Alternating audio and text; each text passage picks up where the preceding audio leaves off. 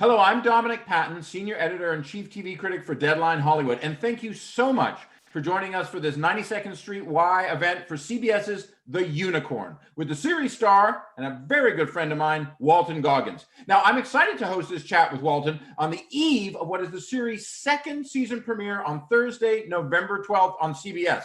We're going to show, before we chat, a quick, let's say, fun video about The Unicorn, and when we get back, I'll be joined by the unicorn himself, Walton Goggins.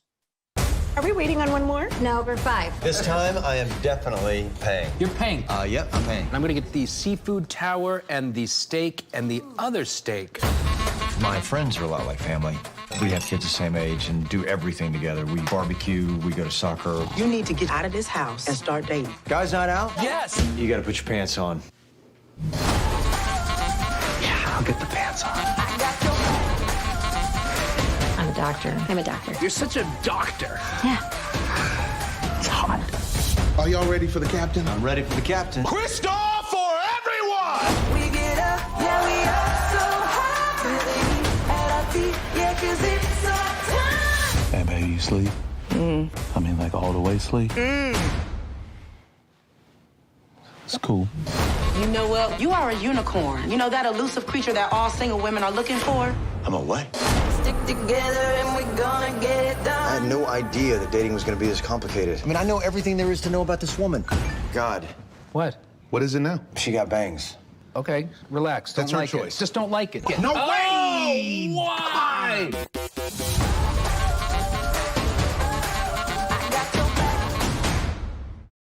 All right, well, that looked good. Nice to see you again, my friend. Good to see you too, buddy. Really good to see you. Now it looks like you're on set. How are things going?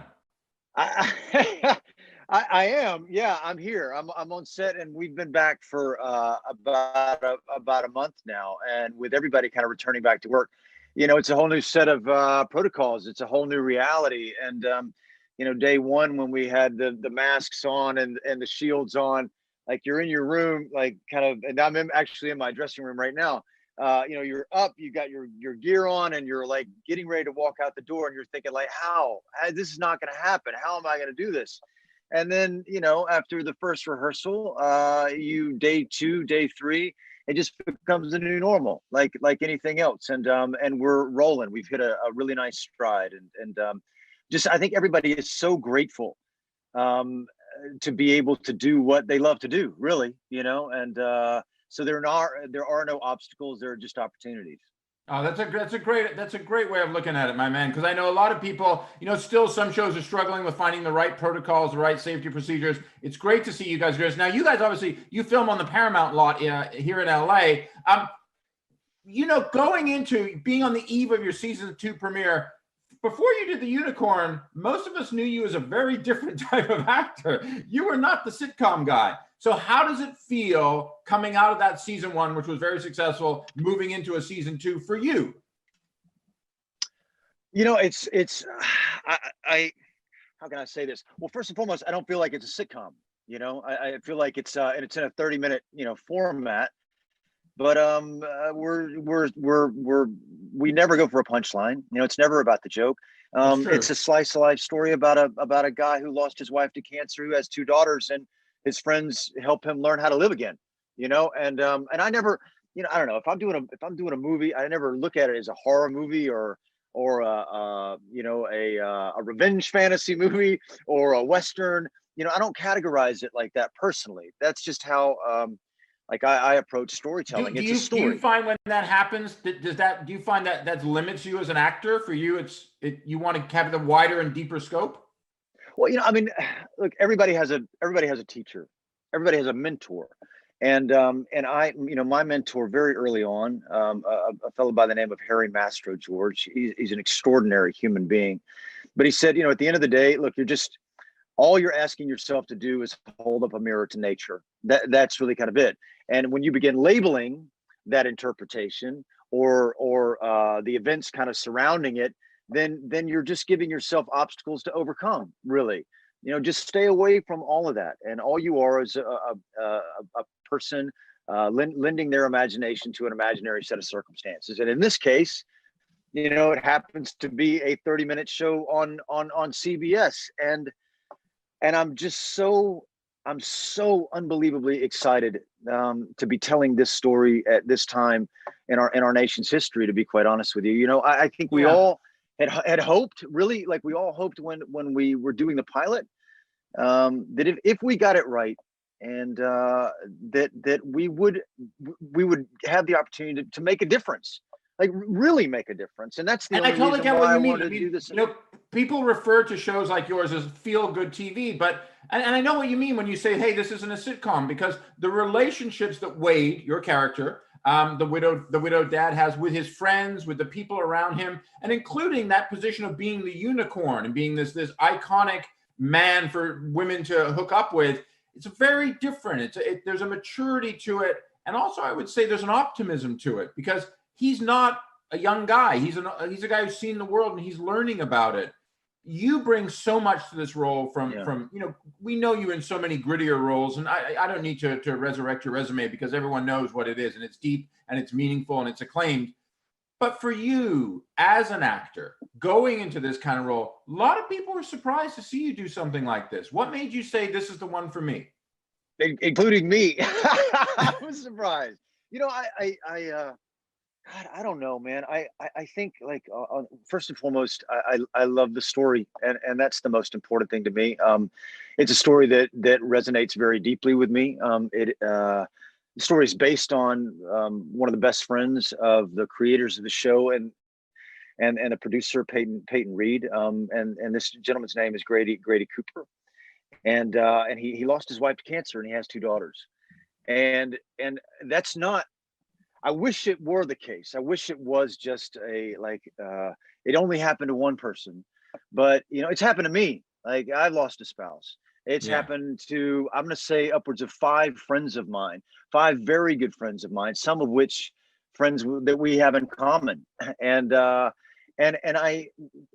think we all deal with this on some level, whether it's the loss of a spouse, whether it's the loss of a pet, whether it's the loss of a job, whether it's just the changing your life geographically speaking, whatever that is, loss is a part of our everyday life. And when I got involved in this, in the conversations that I had with both Mike and Bill, the creators of the show, and my buddy Peyton Reed, who is the producer, it was an opportunity, and everybody at CBS, really, it was an opportunity we will make them laugh.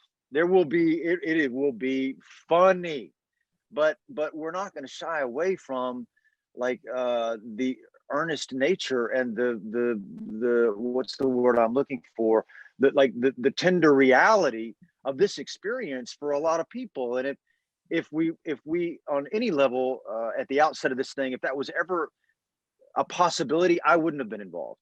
I only know how to do this. That's the only way that I can approach a story. And every single person that we brought on board, here's the thing, man. See, look, that's notifications off, and I thought I did that. Let's see here, decline. Hold on, that's everybody. This is real. Okay, we're back. Am I here?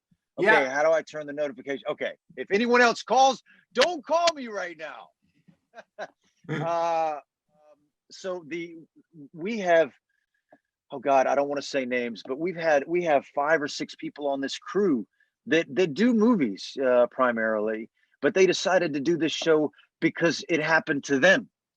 And I think for all of us, we felt that if we could strike this tone, if we could make them laugh, but if we always endeavored to come from our heart, we could do something good. And so for me, too, and yeah, go ahead. Please. I was going to say also too, what I find so, I don't want to use this word lightly, but what I find so inspiring about the Unicorn is kind of something you don't see on network TV a lot, which is subtext. Yeah. And the subtext, I think, in so many ways, with the job you do, you have an amazing cast around you. And we've done panels and stuff before with the gang. I wanted to get a sense if we could talk a little bit about those interactions and how you feel your relationships with your co-stars has evolved now you've gone from season 1 to season 2. Well, I want to go back to one thing that you had said earlier, and I'm going to say this, and I genuinely mean this. and I'm going to use an expletive. This whole experience scared the shit out of me. To be quite honest with you, I don't come from network television. It's not my thing. I never really kind of saw myself in this way. But story trumps everything, and CBS and all of the And people by the way, kind can of I behind the say scenes. that's the only way I want to hear the word Trump ever used again. Yeah, yes, that's right. But the everybody here has been so supportive of expressing ourselves kind of in this way. Really, that's and I just kind of wanted to say. And so for me, I guess on some level, I just wanted to see if I could be palatable to a wider audience, kind of in this way. And it was something that I've never done before, and I wanted to see if I could do it. And so that's really kind of why I'm here. Now, to go to your next question. These Omar I've known for 18 years. I did a movie for Spike Lee with Omar. I've known Rob Corddry for 13 years. Michaela, I didn't know, but we had a lot of friends in common. And I just called and begged all of these people to be a part of it. Maya Lin was the great surprise. I'd never met her before. And everybody out of the gate said, okay, this is what we're making. We don't have to indicate anything. We're just kind of coming from our hearts. And it's only because of this cast, really, not me. It's because of this cast that this is even possible, and what we found, and people say this in a trite way, but this isn't the case. Our chemistry was apparent to us right out of the gate because we've all known each other. I mean, Omar is known, they did Ballers together. We've all known each other for a long time. But in Omar, season when two, you say that, you mean Omar and Rob, just so people remember. Yes, Omar Benson Miller and Rob Corddry, they did Ballers together on HBO. So they've been friends for a long time. So these are conversations that happen outside of work, and there's a rapport and an ease with each other that we've had for years. And now going into season two, what's so exciting is all of these characters are 3 and 4 dimensional, really. It's like they exist. And as with any great showrunner, they will tell you that they start off with a template, right? And then they begin adapting that template to the actor, and then the actor just becomes the voice of the person. And we've all kind of melded into these people, really. I mean, Rob is Forrest. Side of work, he's Forrest. And Michaela is Delia. And I am Wade, really in my own life. And that's what's so kind of rewarding and exciting about season two. There's no energy kind of wasted in finding out who these people are. We know who they are, and so we're just in these situations that are hopefully infinitely relatable to the people that watch. Well, I think that's that's always one of the great liberations of moving into a second season is you've told the story of who the people are, and now you see where they go. So let's get down to that nitty-gritty a little bit, my friend. Season 1 ended with Wade making, let's call it, an instant connection with a woman he met. They're trying to save a skunk, which is, a good little plot twist in many ways. So give us a sense, no spoilers, because people are obviously going to watch tomorrow night, but give us a little sense of where season 2 picks up and where it goes. Well, okay, so just again to add to kind of something you just said, and this is like what we've tried to do throughout like all of season 1 with all of the writers, and certainly with Mike and Bill. He meets this woman. Her name is Natalie Z, and we realize she's the actor. She's an old friend of mine. But her name. And you guys have worked together. I can't even tell you her name. We did Justified together. Yeah, for 6 years. And the band back together. She's an old friend, and that's exactly right. And one of the best actors in any medium. She's just extraordinary and can do it all. But for us and for me, it was really important for Wade to go back to see his wife, who passed away. And so, and to tell her about his life and for the audience to know like how he feels about his life, in this intimate conversation at his wife's gravesite. And it was only after having this deep conversation with her about, look, you know what? I'm okay. And maybe I'll never meet anyone again ever like you. But I'm okay. If I'm to be alone for the rest of my life, that's all right. But I want you to know that I love you, and everybody's doing good, and I'm doing okay. I'm doing good. And then just like everything in life, when you let that go and you take your inventory, your personal inventory, you go, you know what, life's okay. That's when life steps in and changes happen.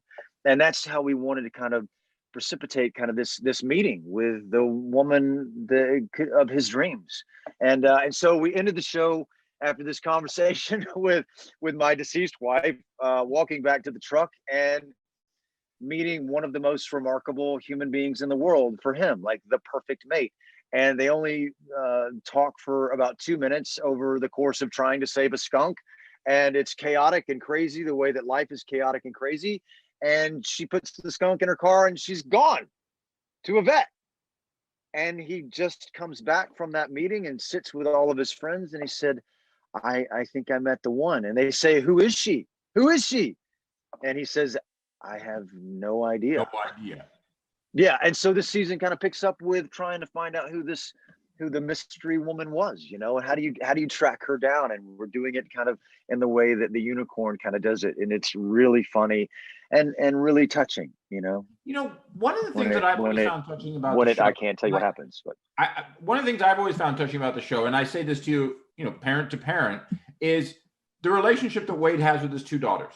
And it's not a trivial relationship in the show. We see the actors and the characters growing and evolving, and clearly these are young women coming into their own.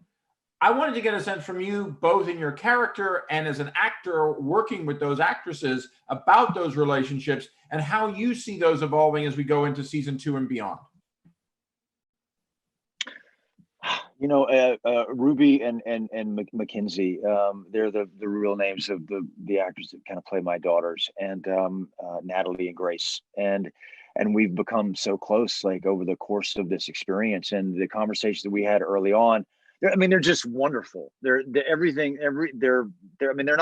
acting, right? They're just reacting. They're just telling a story, and in some ways they have it kind of harder than anybody because they lost their mom. They really lost their mom. And they're just trying to figure it out. It's just the three of us and we're trying to figure it out. And all of the ups and downs in this relationship and experiencing their triumphs and their failures as a single parent, and trying to stand up when I fall down in the advice that I give. And where's my place like in giving advice? I don't even understand that. And their patience and having to kind of react to that. We got to a really good place at the end of last year, and then there's the next phase of that. Like once you kind of move past grief into a different kind of phase of it, and you introduce somebody new into the mix, well then what are those feelings and how does that kind of happen, and how do you not? It's not even a matter of repeating yourself, because life may look like we're repeating ourselves, but we're doing it for different reasons, and the relationship with the three of us just gets so much deeper, and the things that we talk about and their problems evolve because they're older, and Ruby, who plays Grace, is in high school now, and those relationships, and we've gone over these things before in other shows, but it's different. This is different in the way in which we kind of talk about it. And it's wonderful. It's so good. There's what I've always seen watching in their lives. Go ahead. But what I was going to say, and you and I, we've talked about this before, what I like about the Unicorn, one of the things is, besides I think that the story actually has a real resonance with people, regardless if you've lost a spouse or not, as you said before, is totally the naturalism between you guys as actors. You mentioned it earlier about how Rob is that character, how the people is. It feels like you're looking at people who've worked together for such a long time and such an amount of chemistry as an actor. And you've done a lot, my man, and we know this, right? From Tarantino to Justify, so much stuff over the years. What do you think that Wade connected with you as a character the most, that you found that place that you need to find as an actor where you're like, I'm in this now? Well, look, we've had a couple of glasses of wine over the years, man, and kind of talked about like where story is headed, and for me personally, I don't know, I felt like the anti-hero kind of version of reality is not something that I wanted to kind of get back into, and I think like the next, for me, the thing that I was looking for the most, I didn't know that it would manifest kind of in this way, but I was looking to play a person who didn't have all the answers, someone that was lost but looking for the light. And I think that's kind of where we all are at certain points in our lives. And that's, I've certainly been there. I've been at this place in my life before. And this was so strong kind of on the page, and the possibilities of telling this story not in a traditional kind of sitcom way, that I felt like, this is it. This is exactly the story that I want to tell. I think for me personally, it's the next iteration of my creativity and how I feel like I would push myself to express myself, One of the things, and you know what, and the same, and really quickly, I would say, and I am speaking for my fellow castmates here. Yeah, I look. Rob Corddry has headlined his own shows. Michaela Watkins has headlined their own shows. Omar has had a movie career for 25 years and been on a number of shows. Any one of these people could be Wade Felton. I mean, they but they all agreed to do this show because they felt that it was important. And I, out of the gate said that this is not just about me, not just about me and my dog. It's about community, which is something that is very important to me. And it's about every single person on this show has meaning and has value, and their story is as important as what draws people here to the first time. And we've been true to that. And I'm very, very, very proud of that. One of the things that you guys have done too is, as much as there's obviously the story of Wade and his search for romantic fulfillment, and also going through the stages of grief, which I've always admired, because you guys, there's parallel plot lines going on there. You also started talking more about also the greater world in terms of cultural and social issues. You have this episode where Forrest gifts Ben and Michelle's son a water gun, and what seems like an innocuous thing obviously has greater resonance with the society and what we've seen over the earlier months of this year, dealing with issues of social justice, police brutality, and the like, which are still a conversation that needs greater change in America. And hopefully some of that change will be coming in terms of reform and in terms of spotlighting the dark sides of our culture. But for you guys, going into an episode like that, that's a very different point of view than people expect from something that's on at 9:30 on CBS. For you, what does the branching out into those kind of issues mean for you and for the show? Well, I think we're in a unique position to kind of talk about these things, to be quite honest with you. And like, while at first glance you think, why would they? How would they kind of go about talking about this? And Forrest, Rob and Omar, and their conversations with Mike and Bill early on, they came to them with this specific kind of idea of like how they kind of wanted to approach it, and like what was the best angle to kind of talk about this in our world, right? And in some ways, it's the perfect way in which to tell these stories, because naively, look, we don't live in a post-racial world. We all know that. But in the bubble that is this show, it feels that way to me, because we're a family, independent of race or religion or color or anything, and yet in this moment, this family is reminded of, hey, you know what? It's not what you think it is. Yeah. And the reaction to that story, for everyone, and the way in which this kind of reverberates throughout our larger kind of society, reverberates throughout every single person in the show. And Matthew Cherry, the wonderful Matthew Cherry, directed it with such kindness and tenderness and empathy and deep understanding of it from a multitude of perspectives. And we're excited about it, man. It's in the can. We're really excited about it. Sorry to cut you off, Walton, but we should point out Oscar winner Matthew Cherry. Yeah. And it's, I can't wait for people to see it. It's really just so proud of it. I think we're all very, very proud of it. But that's, I bring up Matthew's prestige, because one of the things I find about the Unicorn with you and with the cast and with many people is there is a level of prestige you don't always see on 30-minute network shows, people want to be a part of this show. They want to be a part of the discussion. I remember when the show debuted, that one of the things that occurred to me is in the morning that we saw Wade going through, I felt that there was a connection to greater things that America was going to go through. Now, listen, the past several months, if not the past several years, we've all talked politics perhaps to death, but maybe there's reasons for that too. And I use the word death very poignantly there. For you, I know how people react to you. I know that you're a guy who's a person of the world and you're aware of things. Do you see that connection? And do you think that's one of the reasons why the show really does connect with its audience so powerfully? I'm just so lovely to hear you say that, to be quite honest with you, man. I thank you very much on behalf of all of us over here. And I'm so genuine in that sentiment. I really, really appreciate it. A really good friend of mine watched this, is going through a lot, and he's never seen this show.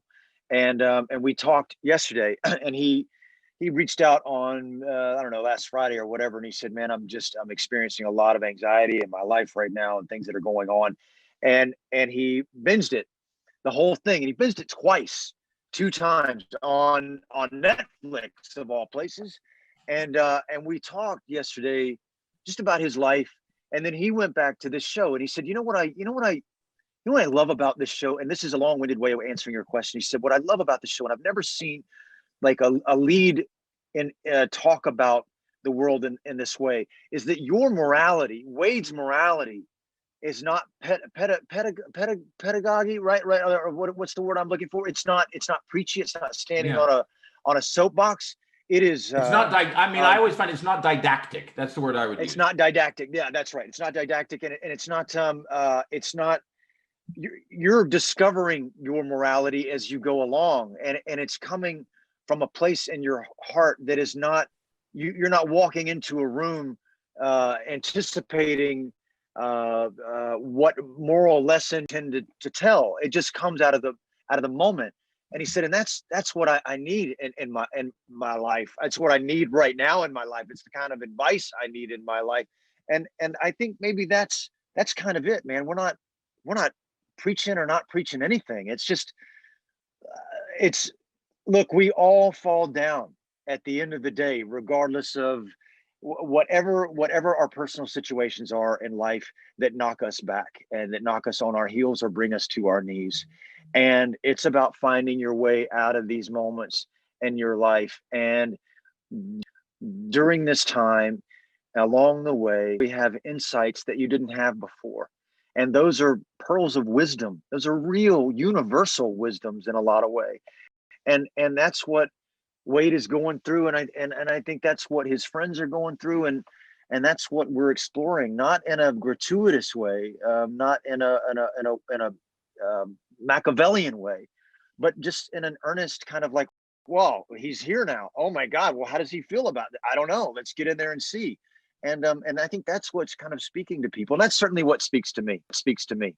That's and I think at the end of the day, that's what you have to be concerned with. If it moves you, if you come from your heart and you make them laugh, but you come from an earnest place in your heart, well, then what else can you do? I mean, like, that's it. And if you believe in it, then maybe there's a really good chance that other people will believe in it too. And that's been our experience. And I'm very grateful for it, mate. Well, I'm very grateful for you spending some time with me today, my friend. Always am. Thank you so much for everyone for joining us, in fact, and thank you to CBS and the 92 Street Y. Now, season 2 of The Unicorn, going to go into pitch mode for you, Val, here, premieres tomorrow, Thursday, November 12th at 9:30 p.m. Eastern Time and Pacific Time on CBS. In the meantime, as Walton mentioned, you can watch all of season 1 on Netflix and on CBS All Access. I'm Dominic Patten for Deadline Hollywood. Thank you so much for joining us for this panel. See you guys soon. Thank you, everybody.